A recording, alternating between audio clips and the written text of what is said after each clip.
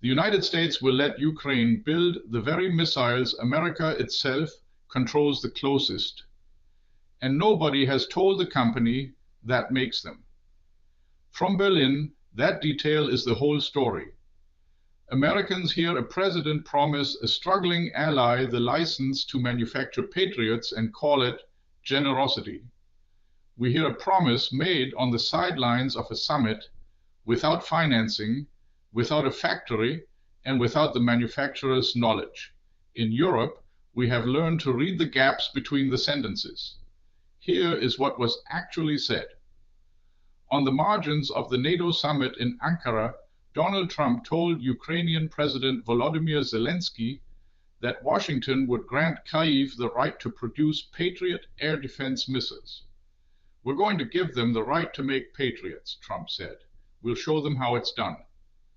And then, almost as an aside, so you can't complain that we're not giving enough. That last line tells you what this is really about. It is not an aerospace roadmap. It is a rebuttal. A president answering in advance the accusation that America has not done enough for Ukraine. The gift is partly rhetorical, because the substance is thin. Who pays to build a production plant? Unclear. How long before a single missile rolls off a Ukrainian line? Unknown. And Trump himself admitted the manufacturer has not yet been informed, but that'll get sorted out. A weapons license announced before the weapons maker has been called.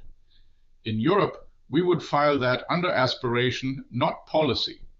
There is also the small matter of geography. A Patriot factory on Ukrainian soil would become on day one a Russian target. Building the shield and painting a bullseye on it are, in this war, the same act. For Zelenskyy, the appearance still counts as a win. Last week, as ballistic missiles fell on Kyiv, he publicly begged Washington for exactly this license.